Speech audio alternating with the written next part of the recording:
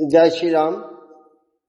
मैं अपने भक्तों को अपने YouTube चैनल गायत्री ज्ञान गंगा के माध्यम से आपको नए नए कथा व्याख्यान आपके सामने भेज रहा हूं। इनको आप ध्यानपूर्वक सुनें, क्योंकि किसी भी कथा को सुनने से फल जब प्राप्त होता है तब आप पूरा सुनेंगे और उसको समझेंगे, क्योंकि आपके मन में जो प्रश्न है वह आपके आने वाली जो बातें हैं उनमें आपके प्रश्न का समाधान अवश्य होगा। मैं अब जो लेकर के चल रहा हूं, एकादशी व्रत के बारे में एक कथा आपके लिए भेज रहा हूं। एकादशी व्रत का महत्व है क्या, इस पर हम चर्चा करते हैं। आपको एक बात ध्यान रखनी है, क्या आप मेरे YouTube चैनल को सुन रहे हैं या देख रहे हैं, इसको सब्सक्राइब करें, लाइक करें, शेयर करें, बेल आइकॉन जरूर दबाएं, जिससे कि आपको मेरे द्वारा बताई गई सारी कथाओं का उल्लेख आपके पास पहुंच सके। और जो भी मैं ज्योतिष के बारे में भी आपको ज्ञान दूंगा, आपके लिए मैं ज्योतिष के बारे में भी ज्ञान देता हूं। आज भी मैंने एक ज्योतिष के बारे में एक कुशल प्रशासक योग कैसे बनता है उसके बारे में मैंने दिया, और आज मैं आपको कथा सुना रहा हूं एकादशी व्रत का महत्व। सूर्य ग्रहण एकादशी व्रत का महत्व जो है, क्योंकि जब तक एकादशी आप व्रत रख रहे हैं और उस व्रत के बारे में आपको पूर्ण जानकारी नहीं है तो आप कैसे व्रत रखेंगे, उस एकादशी व्रत का फल कैसे मिलेगा। इसके लिए आपको मेरे YouTube चैनल को सब्सक्राइब करना पड़ेगा, शेयर करने पड़ेगा और बेल आइकॉन आपको दबानी पड़ेगी, जिससे कि आपको नई नई कथाओं का उल्लेख आपके पास तक पहुंच सके। अब मैं अपनी मेन शीर्षक पर आ रहा हूं, मेन बात पर आ रहा हूं। सूर्य ग्रहण और चंद्र ग्रहण में स्नान व दान से जो पुण्य प्राप्त होता है, जो पुण्य मिलता है, और अन्नदान, जलदान, सोना दान करने से पुण्य प्राप्त होता है, पृथ्वी दान, गौमाता का दान और कन्यादान और अश्वमेघ यज्ञ से जो पुण्य मिलता है, और तीर्थ यात्रा, घोर तप, जो कि मनुष्य अपने पूरे जीवन को तपस्या में लगा देते हैं, और इससे अधिक पुण्य जो मिलता है, इन सभी जो कर्म करने से जो पुण्य मिलता है और उससे भी अधिक पुण्य मिलता है, वह मिलता है एकादशी व्रत करने से। इस व्रत से शरीर में स्वस्थता आती है। इस व्रत को आप करेंगे तो शरीर स्वस्थ होगा, मन का मैल दूर हो जाएगा और आंतें पुनः जोर जोर से और अधिक शक्ति से कार्य करने लगेंगे। जो शरीर के अंदर जो पाचन तंत्र है और हमारी आत्मा है, आंतें हैं, वह अच्छी तरह से कार्य करने लगेंगी। भक्ति और श्रद्धा की उत्पत्ति मन में होती है। जब भक्ति और श्रद्धा की उत्पत्ति मन में होती है तो महाप्रभु शिव को हर्षित करने के लिए एकादशी व्रत सर्वोत्तम कहा गया है शास्त्रों में। यह व्रत करने वाले मरणोपरांत स्वर्ग में स्थान प्राप्त करते हैं। जो व्यक्ति इस व्रत को करता है वह इस शरीर को त्याग कर स्वर्ग की प्राप्ति होती है। यह व्रत 10 पुरुष पितृपक्ष के और 10 पुरुष मातृ पक्ष के, मतलब पिता के पक्ष के 10 पुरुष, 10 पीढ़ी, पुरुष का मतलब पीढ़ी है, और माता के पक्ष के 10 पीढ़ी के मरणोपरांत वैकुंठ धाम को प्रस्थान करते हैं। एकादशी उपवास, एकादशी उपवास संपदा, धन, कीर्ति और यश में निरंतर वृद्धि करता है। एकादशी की उत्पत्ति स्वयं भगवान विष्णु के शरीर से हुई। यह एकादशी व्रत एकादशी पतित पावनी धर्म की रक्षक है। इस उपवास को विधि और नियम के अनुसार करने वाला प्राणी परम लोक को प्राप्त होता है और उत्तम पद को प्राप्त करता है। अब बात आती है इस व्रत की विधि क्या है।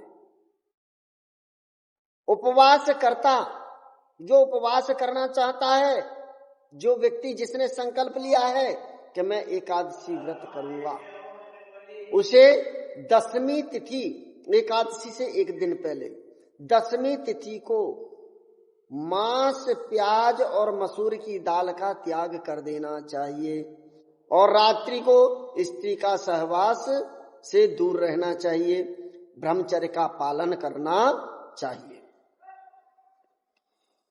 और प्रातःकाल अर्थात एकादशी को लकड़ी की दांतों से दांतों को रगड़कर साफ करना चाहिए।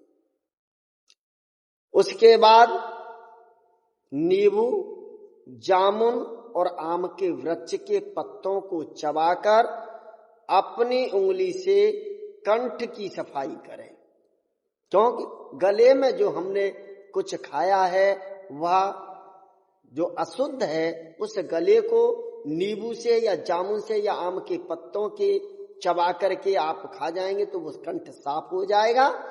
और उस दिन पेड़ से पत्ता तोड़ना भी वर्जित है। एकादशी को पेड़ से पत्ता नहीं तोड़ना चाहिए। पेड़ से स्वयं टूटकर गिरे हुए पत्तों का सेवन करना उचित है, या फिर एकादशी से पहले एक दिन पहले पत्ता तोड़ें। बात समझ में आ गई ना। तब स्नान के पास जब आप पत्ता चबा लें, कुल्ला कर लें, उसके बाद में जब स्नान हो जाए उसके बाद में देवालय में जाकर के, मंदिर में जाकर के गीता का श्रवण पान करें, गीता का पाठ करें।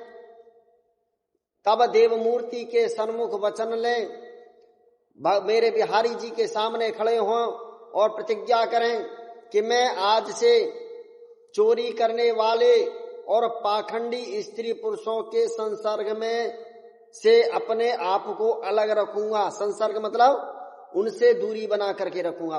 कैसे?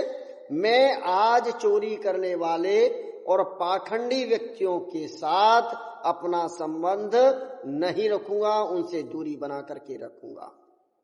मैं किसी के हृदय को आघात नहीं पहुंचाऊंगा। दूसरी बात, गौमाता और ब्राह्मण देव को फलाहार अवश्य करवाऊंगा। किसको? गौमाता और ब्राह्मण को फलाहार अवश्य कराऊंगा। रात्रि जागरण कर कीर्तन का आयोजन करवाकर श्रद्धा पूर्वक इसमें भाग लेने का वचन लें। रात्रि को जागरण करें, भगवान विष्णु का ध्यान करें, विष्णु के कीर्तन करें, भगवान विष्णु के, मेरे गोविंद का कुछ नहीं, आप ओम नमः शिवाय मंत्र का जाप, आप ओम नमो भगवते वासुदेवाय मंत्र का जाप भी कर सकते हैं, मेरे गोविंद का भजन कर सकते हैं, राधे राधे बोल सकते हैं, गोविंद के लिए सब कुछ हो सकता है।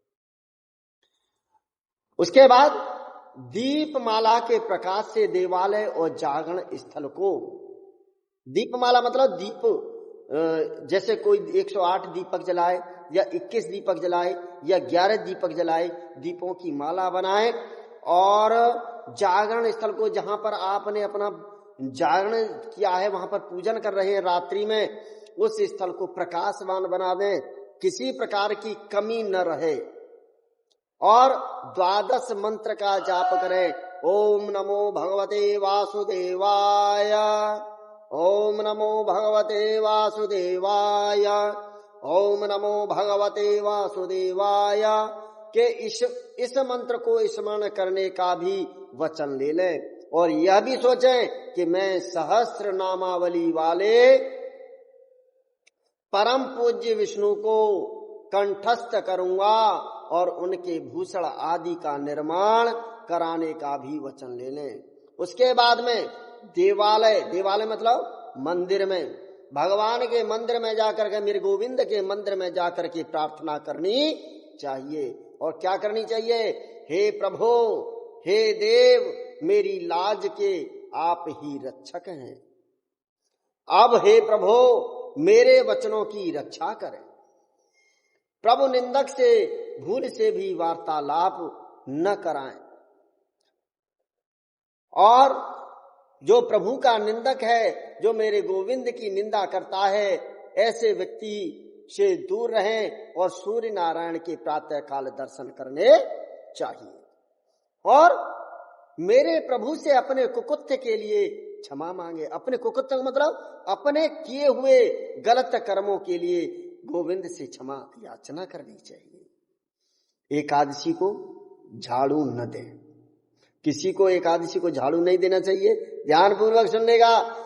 जिसने एकादशी को झाड़ू दे दी, समझ लीजिए घर से लक्ष्मी पलायन कर जाएंगी। इस प्रकार चींटी आदि रेंगने वाले जीवों की रक्षा होती है।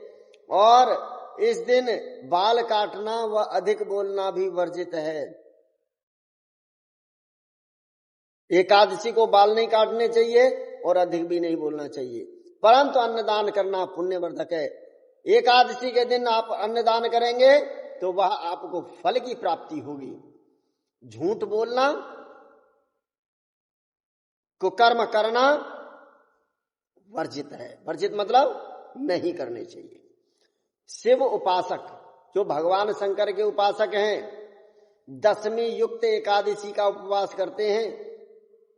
जो भगवान शंकर की उपासना करते हैं, वो दशमी को साथ लेकर के एकादशी का उपवास करते हैं। वे इस एकादशी को वृद्ध एकादशी मानते हैं। वैष्णव भक्तों को द्वादशी से मिली हुई एकादशी का व्रत करना चाहिए। और त्रयोदशी आगमन से पूर्व ही पहले उपवास पूरा करना ठीक होता है। और यदि त्रयोदशी आ जाती है तो फिर त्रयोदशी में आपका उपवास नहीं खुलेगा, जाकर के चतुर्दशी में जाकर के खुलेगा। इसलिए त्रयोदशी से पहले ही उपवास को खोल लेना चाहिए। अब बात आती है फलाहारी साधक को क्या क्या खाना चाहिए। गोभी, गाजर, सलगम, पालक, कुल्फा आदि का सेवन नहीं करना चाहिए। क्या क्या क्या किस किस चीज का सेवन नहीं करना चाहिए? गोभी, गाजर, सलगम, पालक और कुल्फा आदि का सेवन नहीं करना चाहिए। मूली, आम, अंगूर, केला, बादाम, पिस्ता आदि अमृतमय फलों का सेवन सर्वथा उचित माना गया है। क्या खाना चाहिए? मूली, आम, अंगूर, केला, बादाम और पिस्ता। सेवन से पूर्व प्रभु को भोग लगा करके तुलसी दल तोड़कर उसका सेवन करें। प्रभु का जब आप स्वयं भोजन करें उससे पहले मेरे गोविंद को भोग लगाएं, उसमें तुलसी दल अवश्य डालें। ब्राह्मण देव को उचित दक्षिणा दें। ब्राह्मण के लिए दक्षिणा दें और मिष्ठान का दान करें और देवालय की परिक्रमा करें। मंदिर में जाकर के ब्राह्मण को मिष्ठान दें